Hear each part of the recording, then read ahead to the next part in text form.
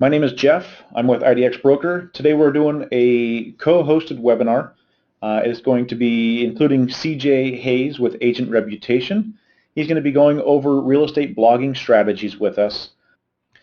So excellent. So what I'm going to do is I'm going to turn everything over to CJ. He's with Agent Reputation. His website is agentreputation.net. CJ, welcome. Okay, great. So a lot of you know me. I spent the past 5 or 6 years building or running a company that was building real estate websites, and then about 2 years ago we got into the reputation business, but that's not why I'm here. We're a development partner with IDX Broker, and I'm a huge blogger. I believe blogging and YouTube need to be your two best friends. And so we're going to do like 4 segments here. The very first segment is going to have to do with utilizing IDX Broker to build what I call a top 10 list. So the first section is going to be exclusively IDX Broker, and then I'm going to talk about 4 or 5 other tips as we move on. So here we go. Okay, blogging. When you have a website and someone goes to a seminar and they hear that they should be blogging, the problem is most agents treat it as the health club membership that you get in January. You know, you're doing it every week in January, once a month in February, and the only reason you're in the parking lot at the health club in March is it's next door to the all-you-can-eat Asian buffet. But it's the same thing with blogging. The key is you have to be consistent. Google wants to see your site grow. One way to make your site grow is by blogging, and twice a week is a good thing. I wanted to come up with some strategies in addition to hyperlocal content that you may be creating to be able to present properties. So what I have is something called a top 10 list. I'm going to show you what a top 10 list looks like, and then I'm going to actually construct it for you live here on the screen. So if I go down here to the bottom of this website, actually let me go up and click on blogs. This is a top 10 post, and what this is I created a post which is the top 10 most expensive luxury homes in Beverly Hills, and then there's a feed of 10 properties on this particular page, which I created with the IDX Broker widget. Something else that you're going to see on the pages, and this is a real valuable piece of information. If you have a WordPress website, there's a company called Graphic. It's a plugin called Graphic, G-R-A-P-H-I-Q, and this is actually a live feed of data. And so once you download that plugin, which is free, there's actually going to be a button, which I'll show you in a few minutes, where you can actually request data modules, everything from home prices to rental statistics to even the most pet-friendly neighborhoods in a particular city. But the nice thing is, if you look at my screen, is it's actually live, and it's always going to be updated. So it's basically fresh content. No matter when anybody looks at this post, they're going to see live content. So one of the things that we do, which I'll go over in a few minutes, in addition to the top 10 lists, is creating posts based on statistics of specific neighborhoods or cities that are within your market, and anytime anybody goes to that page, it's always going to be current and accurate information. So that's Graphic, G-R-A-P-H-I-Q. It's a free plugin that you can download into your WordPress website. So what we're going to do is we're going to go into the dashboard, and I'm going to create a post which is going to be the top 10 most expensive homes in Los Angeles. First thing you're going to do is you're going to click on Designs, you're going to click on Widgets, you're going to click on Create, select the type of widget, you're going to click Showcase. Showcase is what gives you the columns of images in the post. Properties to feature. Custom search. Now keep in mind, if it's an odd-wad area, like for instance the Bird Streets in Hollywood Hills, and you want to feature a particular area, you can also use a polygon search for this if you're a IDX Broker Platinum customer. But I'm going to go with Custom Search, and then I'm going to click on Basic Search. Now keep in mind, if you wanted to get more specialized, you could click on Advanced Search, so you could pull up specific parameters, sub-communities, a certain number of bathrooms, whatever you want to do, you can do that. But I'm going to keep this fairly simple, so I type in Los Angeles, and it comes right up. And this is how simple it is. I don't have to put in any other parameters whatsoever. I'm going to name this LA Top 10, make sure that the yes is clicked on responsive, leave everything else alone, highest to lowest price. I'm going to do 2 columns, 10 listings, build widget, and then before you put the widget in, I'm actually going to preview the widget. So we're actually going to go into this site. I'm going to go ahead and click on Posts, and we're going to end up creating a new post. So I'm going to go top 10 most expensive luxury homes in Los Angeles, and the next thing I'm going to do is drop in some text that I use on each of my top 10 posts. So it's basically saying this is a current list of the 10 most expensive luxury homes for sale in Los Angeles, California. Please bookmark this page because the listings change from day to day. If you're thinking about putting your home on the market or looking for a property, call me at, and you put in the phone number. I created a widget in IDX Broker, and the thing is, when you create a widget, it takes some time for it to actually populate, so I'm actually going to save it. I'm going to force it to populate, so I'll show you how that works. First thing I'm going to do is I'm going to save the draft because I need to come back to this. And when you're in WordPress, it's that you have your Impress link here in the left sidebar. So I'm going to go ahead and click on that. And then when it comes up, I'm going to hit Refresh Plugin Options. And what that does is that forces the widget that you just created to be accessible from the shortcode button that we're going to use to put that in there. So it went ahead and updated. So I'm going to go back to posts. I'm going to find the post that I started. It's a draft post, top 10 most expensive luxury homes in Los Angeles. I have my text in here, and then I'm just going to go up here to add IDX shortcode. I'm going to grab IDX widgets.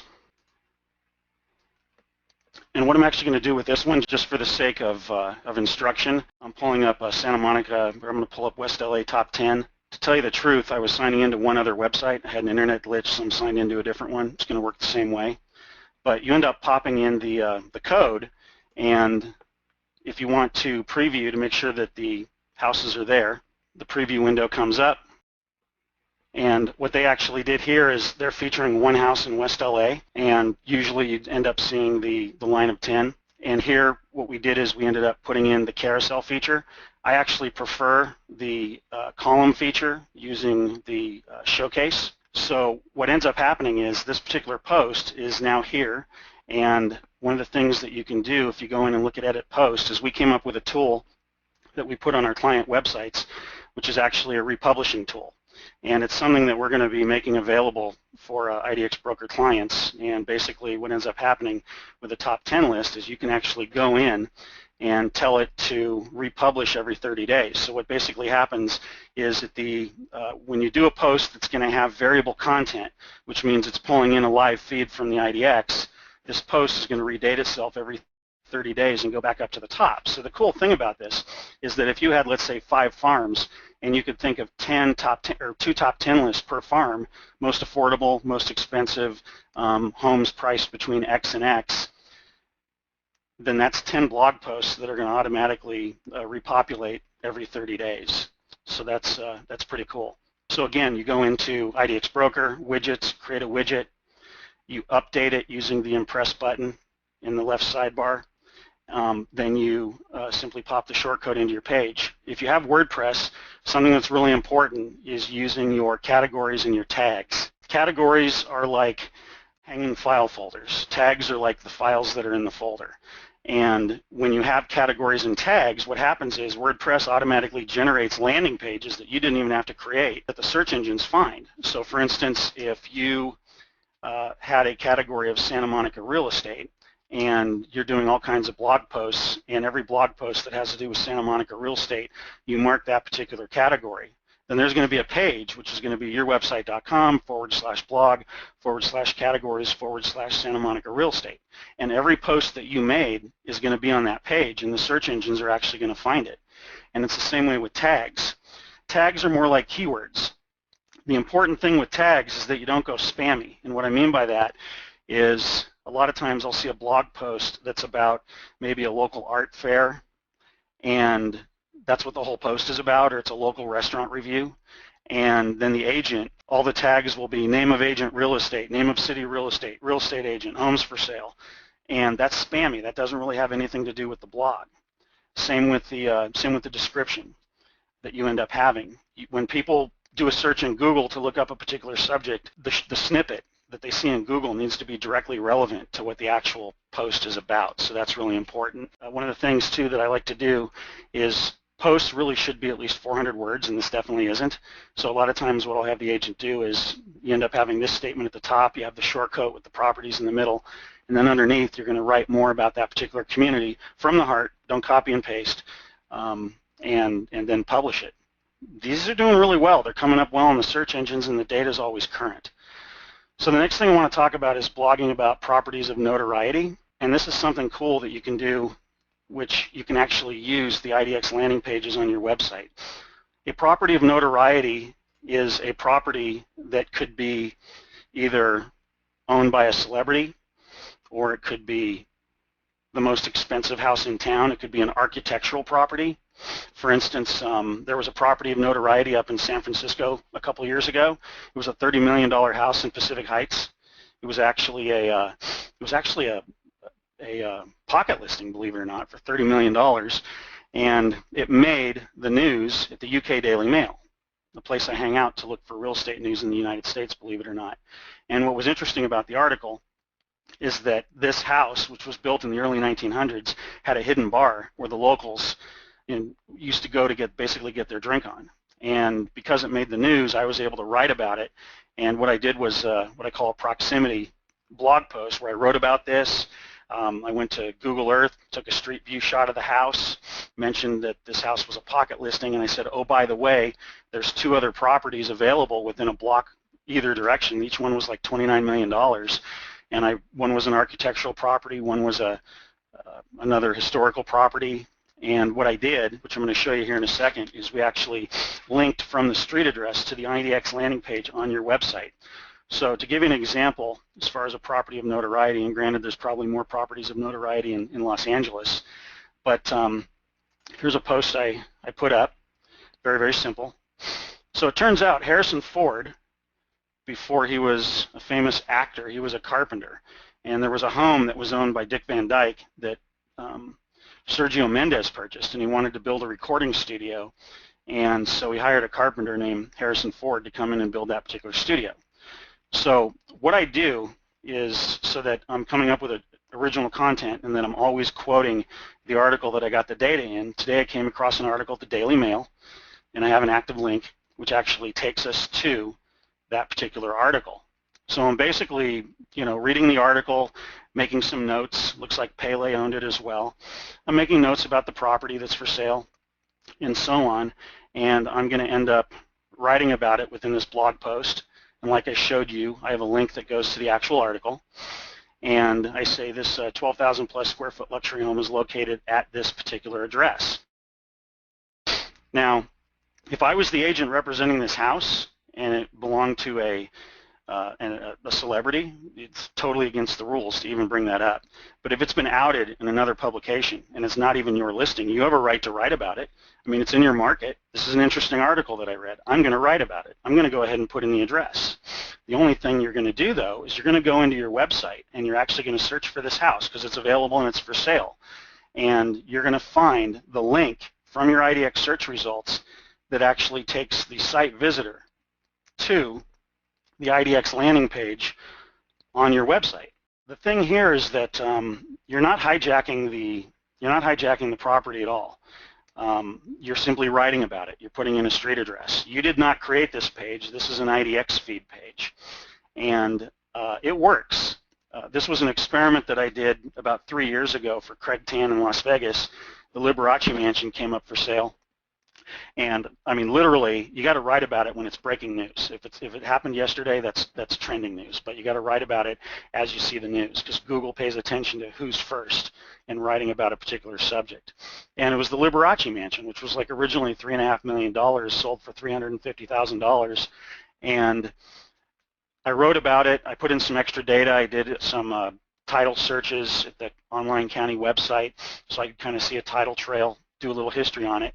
And then I did this same thing. I took the street address, I searched for the house in his IDX, and when people clicked on the link, it went to his website. And he didn't sell the house, but his phone was ringing off the hook, and he ended up getting a number of listings from it. So it's a powerful tool, and it's just another way to blog. Houses of notoriety could be houses, like I said, that either belong to celebrities. They could be architectural in nature, the most expensive house. It's interesting. There are a number of places that I go to find this news. One of them would be, let's see here, Curbed Los Angeles. So if there's a Curbed in your city, then I would definitely follow them on Twitter and check the news daily. also the UK Daily Mail. In Los Angeles, the Los Angeles Times has an entire real estate section where they talk about some of the biggest transactions that are taking place in LA, and then occasionally you're going to hear about celebrity homes, and if that particular home happens to be in your market and you have something original to say about that particular article that you read that you're going to cite, there's nothing that stops you from, like I said, hyperlinking the street address to an IDX landing page on your website. That's really important. Another type of blog post has to do with publication of a new property. Now, it depends on the board that you're with, but a good number of people that use the Zillow-like companies to search for homes, a good number of people, when they find the home that they like, they're actually going to Google the street address because they're looking for more information. You know, they're looking for pictures, maybe the street view, maybe they're looking for videos, what have you. The problem is 90% of the time you never show up on page 1 of Google for that street address. The usual suspects are there, all the big houses that are feeding out property searches. They generally own most of the top 10 on Google. If you have a video, that's very, very important because Google owns YouTube, and Google wants to deliver at least one video on page 1 of Google. The thing is that if you're using one of those services that does the musical slideshows and creates a video and publishes it through their system, it's always better to actually have that video and publish it on your actual website. But back to the subject of using a blog to be seen, companies like Zillow have automated technology that essentially creates a landing page for every street address in the United States. And it could even be a home that has been in the same family for 100 years. But that house does have property taxes, which means it's in a database. And these companies do that so that if that house ever does go on the market, that they have an index landing page at that address, so that they can appear as high up in the search engines as possible. Well, what you need to do is you need to create some activity on that address before it actually gets put into the MLS. And like I said, it depends on your board and what the rules, the standard on pre-publication is usually 72 hours. But there's 2 things you're going to do. On the day you get the contract signed, you're going to do 2 things. Number 1, you want to shoot what I call a feature tease video that you can actually place into a blog and upload to YouTube. A feature tease video is a video that's 30 to 45 seconds in length. You're not even on camera, you're simply voicing behind the camera looking at this great kitchen, you're describing things, you're saying the address, the open house is coming up in a week, and so on. The name of that video is going to be street address, and when you upload it into YouTube, which I'm going to show you an opportunity where you can listen to that full instruction here at the end of this call, but when you upload the video, you can actually geotag the video in the advanced settings of YouTube, and the key is if you get that video up before it actually goes into the MLS, I'll tell you 9 times out of 10 it's in the top 5, and now someone has found you directly for that particular street address. The other thing you want to do is you want to blog immediately. So what you're going to do is you're going to take a picture of the front of the house, and you're going to go back to your office, your home, and you're going to put up a blog post, and the name of the blog post is going to be the street address and maybe your name and phone number after it. You're going to write as much description as you can. You're going to put up 1 photograph. You're going to go to Google Maps, and you're going to actually embed the map to that particular property on that page. And you're going to do the same thing with categories and tags. Tags would be the street address. And you're going to publish that as well, because when you publish a blog post, a ping goes out right away, and the search engines come back, and they immediately index that particular that page. So now you have a second opportunity to show up. The whole key here is that if 90% of the agents aren't showing up for their own listings on page 1 of Google, wouldn't it be great if you could show up twice? And if you're showing up twice, you're increasing the opportunity of potentially getting both ends of the deal. Just to review, blogging's important. You don't have to, feel overwhelmed because you have to write all of this content. There's a few cheats having to do with properties of notoriety, which is going to bring traffic into your website, blogging about coming soons. And if you have a property that's not moving, keep blogging about it under specific subjects having to do with the style of the house, the neighborhood that it's in. Also, too, hyperlocal blog. What that means is pay attention to what's going on in your area. Hyperlocal blogging could be about an upcoming fair, a street fair, wine tasting, art in the park, even a restaurant opening. Remember I was talking about breaking news and timeliness? So let's say you find out there's going to be a real fancy restaurant opening in your area. Not even fancy if you're not in a fancy area, but you find out this restaurant's going to be opening. It's probably going to be pretty good. You want to get with the owner of that restaurant prior to it opening so that you can have an opportunity to write a review. And so you just say, hey, I'm a local realtor. I've got a real active blog. I'd love to review the restaurant, and try to get invited to the press day or at least the opening day. Go in, eat something, take a couple pictures, immediately go home or to the office and write your restaurant review. The title is going to be the name of the restaurant and the word review. You're going to write your review. You're going to add a couple of photographs, tag it and categorize it for that particular restaurant in that particular city, and you're going to publish it. And when you do that, because you published early enough, there's a good chance that you could be in the top 10 for that restaurant for eternity. Now, how does writing a restaurant review help you sell homes? Well, a percentage of the people reading that restaurant review are locals to your market. And they're going to say, hey, look, this realtor's, active in the area, active in business, and a handful of those people are going to stay on the site because they're probably 120 days away from wanting to buy or sell a house. They happen to be on a real estate website. In the sidebar, maybe you have a search function. That's what that does. But there's one other strategy with blogging that has to do with getting Google's attention, and I've experimented with this quite a bit. A few years ago, Mayor Bloomberg in New York came out with a directive that he was going to limit the size of soft drink cups. So what I ended up doing is I ended up writing a blog post on my friend's nutritional site, and I wrote it literally 5 minutes after the press release came out. And to paraphrase, it basically said, don't tell me what I can't drink, and number two, if you drink that much soda a day, you're going to die young. And I published my blog post 5 minutes after the official press release came out, and I kid you not, for a period of 1 year and 2 months, my post was in the top 10 of Google with 9 other major news sources. Now, how does that help you do business? Well, this worked out good because some of the people who went to the site saw some of the nutritional products and they bought them, but I've done this for realtors. And what happens is when you're suddenly getting 400 hits a day or 1,000 hits a day, Google's paying attention to that. I had written about a property a couple of years ago that was getting, it was a pretty famous property, and it was getting about 200, 300 hits a day on just my personal blog.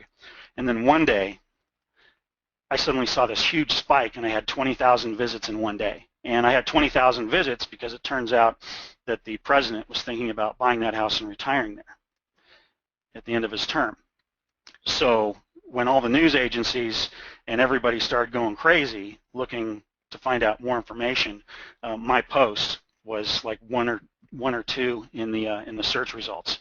And so that was kind of cool. How did that help me sell, products to realtors? It didn't.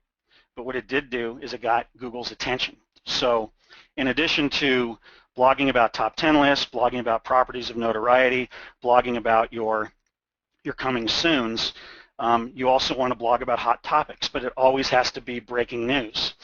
When that plane crashed in San Francisco, the Korean airliner, I'm horrible. I literally popped my laptop up as the plane was burning. I wrote a post on exit row safety, keyworded the heck out of it for that crash, and for 10 days I had quite a run. I was actually in the top 10. Again, how does that help me sell what I do? It doesn't. But again, it got Google's attention. And if you do that once a month, where you're writing about something that's breaking news, literally it has to be happening now. If it happened yesterday, it's trending news. That doesn't work. You're wasting your time. But if you write about something that's breaking news, even if it's in your market, in Malibu, last year they had this hurricane that was winding down off the coast of Mexico, and the waves were coming in so hard that it was actually breaking the glass on the bottom floor of the houses at the Malibu colony. Well, there was an agent that went down there and immediately took still images, shot live video, blogged about it, put it up on YouTube, and their video was actually picked up by a local news or a national news source, and they were getting tons of hits, 8,000 to 9,000 hits on the posts they did in their real estate blog. Well, if you have people hitting it from all over the world, how does that help you sell houses in Malibu? It doesn't, but again, it gets Google's attention. Google, to me, they've been acquiring real estate technology companies. I don't know what they have up their sleeve, but you kind of have to compete with Google. You have to compete with the big boys. search engine optimization is kind of dying out for realtors in large markets. That's why you definitely have to hyperlocal blog, long-tail URL communities, communities within communities, gated communities, country clubs, but blog about all that stuff. And it's just more opportunities for the search engines to find you. Good stuff, CJ. You brought up a couple of good points that for on the IDX side that I try to really push in sales side of it is getting people to create these hyperlocal landing pages. So think about your communities. Like he says, get out there and know your communities. You can't beat Zillow, Trulia. They have all those individual listings. But try to think in search terms how people in your area are going to search for homes. Is it going to be home in a west part of town, or type of that. Try to think of some hyperlocal content and how your clients are going to search. Now, a couple of things. I don't know if you've heard of Super Agents Live, but I did a podcast a while back. It's actually on page 2 of the podcasts, and I actually start about 4.5 minutes in, but I do 1 full hour of what we just went over shortly. I talk about the YouTube strategies. I go over a lot of strategies, so if you want to go to Super Agents Live, it's the second page. Start the podcast, go about 4.5 minutes in, and you'll see it. And also, if you need to get a hold of me if you have any questions, if you want to be on my webinar list, here's my contact information, our website, agentreputation.net, my name. I have a column on Active Rain. That's activerain/Coach CJ. Follow me on Twitter. I put out a lot of news there. It's at Area 51 Test Pilot. I could tell you why that was my handle, but then I'd have to kill you. Excellent. So, hey, we do have some questions coming in. Any opinion on investing in Yelp or Zillow? When you talk about reviews, consumers are Googling you. They're Googling you like you're a restaurant, and they're just looking for your footprint. And for instance, if I was looking up Team Ratcliffe in Chula Vista, I'm thinking about doing business with Pam Ratcliffe, so I'm going to go ahead and Google her company, just because I want to get a visual on what their online reputation is like. And they have a Google business page with 14 5-star reviews. They have 66 reviews on Yelp, which actually puts them in the #1 position with Yelp for their community, 97 Zillow reviews, 16 reviews on Facebook. So with regard to Zillow reviews are really important, especially if you're going to be advertising with Zillow, buying leads, or if you're a premier agent. Because when you show up with 3 other agents in the search box on the upper right-hand corner of the screen, and each of these agents have Zillow reviews and you have next to none, it's going to make you look weak. You want to be able to compete with that. Now, Yelp is interesting. Some people hate Yelp. Some people love Yelp. Some people are scared to death of Yelp. The biggest thing I see is agents making a mistake with Yelp. Yelp wants organic reviews. Yelp wants their Yelpers to feel organically motivated to leave a review if they like something, if they didn't like something, and so on. And so what will happen is agents will go in and establish their Yelp page, and then they'll tell the world, hey, everybody, I have a Yelp page. Here's the link. Can you go in and leave me a review? And then what ends up happening is there's like this security detail in the algorithm at Yelp, and so somebody signs up for Yelp, and they leave a review 2 minutes later, and they're never seen or heard from again. That review is most likely going to wind up below the line. If anyone's ever going to leave a Yelp review, they have to be an active Yelper. An active Yelper means that they have a profile picture, they have the app on their phone, they check in from businesses, they write reviews, and they have friends. They have a history. The other thing that we'll end up seeing, which I can see all the time, is someone will say, hey, I got 60 reviews below the line, and I'll go look at the reviews, and I see that 40 of them came in within a week of each other, and they were all non-Yelpers. Well, that clearly communicates to Yelp that you sent out a group blast, and they're not going to allow that. So that's why those reviews don't count. The other thing you need to do is if you don't have a Yelp page that you've claimed, you need to search for yourself and see if Yelp gave you a page. Because one of the things that Yelp and Google has been doing is they go through the business and the licensing directories, and they just create pages. And if you haven't claimed your Yelp page and you don't have control over it and you haven't optimized it, you could be getting reviews that you have nothing to do with. So you definitely want to make sure that you've claimed your Yelp page, create one so that you have control over it, use Yelp right. With regard to Google, if the largest search engine in the world has a review system, you should probably pay attention to it. And one of the reasons that you pay attention to it is, just to give you a little example here of a client of ours in Hackensack, there was this thing called the 7-pack. And the 7-pack was where you would search for a type of a business, and there'd be a map in the upper right-hand corner of the screen, and you'd end up having 7 businesses in the left in the search results. And that was organic based on your participation in what used to be called Google Places. Well, things got a little strange about 2 years ago. We had a number of clients that were in the 7-pack because they were getting reviews taking part with Google, and suddenly the 7-pack disappeared in the United States for residential realtors. They left commercial realtors alone. They left residential realtors in Canada alone. Google killed the 7-pack. That harmed realtors all over this country because those were 7 less organic positions that were available for them. And you know how hard SEO is anyway for main city comments. Then right before Inman, San Francisco last year, the 7-pack came back for about a week or 2, and then it disappeared again, and it was replaced with what we call the snack pack. The snack pack now, when you search for businesses, it's going to be 3 businesses. Power Realty Group, Brian Morganweck, he's held this position for like a year and a half for 10 different search terms, which is great. He's getting leads from this. But this is one of the benefits of participating with Google. Tie it to your website, optimize it, get people to leave you Google reviews. And the higher your reviews are and the more activity you have, you can start working your way up the business directory to potentially get into the snack pack. Now, I will say that Google's intention in the future is to actually create a 4th slot in the snack pack, and that 4th slot is actually going to be, you're going to have to pay for it. So I can't imagine what the bids are going to be for that. That's like having the #1 position on the page. It's going to be a stupid amount of money, I'm sure, but they're starting to experiment with it now in San Jose with different types of home industries. Good stuff. Thank you so much on that one. So we got another question that came in too. Is like, do you have anything such as a checklist? So I'm assuming like a blogging strategy checklist for maybe like different areas, different pages, something to run down like for each area that comes in. Is there certain things you look for? I do, and if you go ahead and pop me over an email, I'll put that together and send it out to you. And then too, I'll put you in my webinar database because I will be doing some specific webinars in the future. In fact, my business partner is going to be doing a webinar coming up where he's actually going to go through and show realtors how they on their own can go through and create a great review system for their business. And I'm going to do the same thing with blogging, and I'm going to focus on YouTube and so on. So yeah, just go ahead and email me and I'll send that to you. Thank you guys very much, and we will look at having another one of these again with CJ. Thanks for having me. You bet. Have a great day, everybody.